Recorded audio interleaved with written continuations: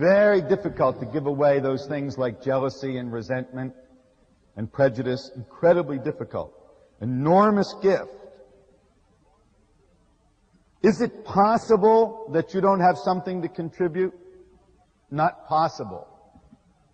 Yes. Hi, what's your name? Hi, Werner. My name is Jonathan. Good to see you, Jonathan.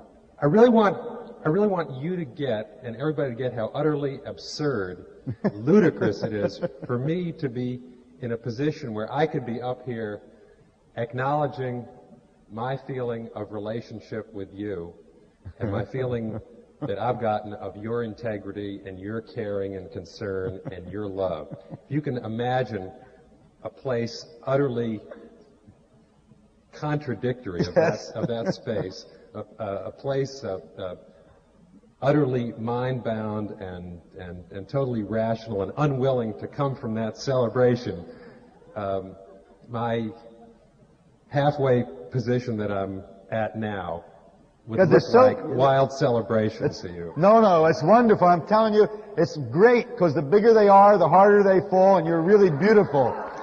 You know, it's big enough to get out of, to get off of that space you were talking about.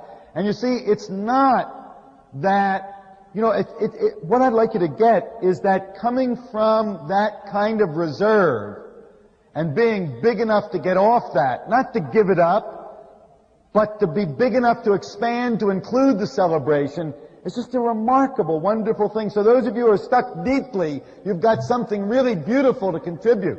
Thank you. Go on. It's great. Where I am is this, in relationship. My mind is chattering and yelling and fighting and going down screaming, and you know, I'm willing to make that stab and commitment into coming from ecstasy and joy. And my mind keeps saying, what does it look like? And Werner says, well, it doesn't look like nothing, but it's got to look like something.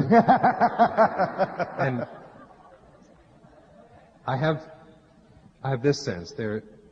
My feeling of relationship with you, I get an analogy between your relationship with me and my relationship with my father and a woman in my life and others who I don't relate to, or who won't relate to me, rather, in the sense that they won't play with me, that they will withhold and deny and not be intimate with me.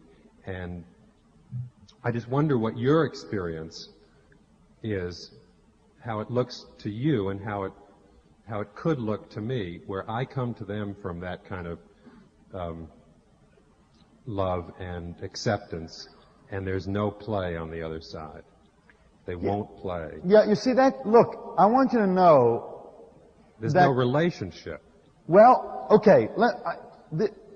You see, my answer is not at all complex. It's really very simple, and its power is not the response, but in the fact that what I'm about to tell you is very real. I'm telling you the truth. And I'm not telling you the truth just for me. I'm telling you what's really so about those people. I'm telling you that their inability to respond, their bound-uppedness, is the highest expression of love which they can muster. Now look, you may be smarter than they are, they may be smarter than you are. You may be richer than they are, they may be richer than you are. You may be more clever, more communicable, they may be more clever, more communicable. None of those things, about none of those things can I speak. Or will I know the answer? About this I know the answer. They have the capacity for love. They have a capacity for love like yours and like mine, which is absolute. The only thing bound up in their life is the expression of that capacity. So what you're getting is a bound expression of an absolute love for you. And if you can accept that as their love for you, and if you can be in ecstasy about that expression, if you can be joyful and celebrate that expression, your joy, your ecstasy, your being blown away by your relationship with them, I promise you will provide the heat necessary to melt whatever's there. Miracles will happen.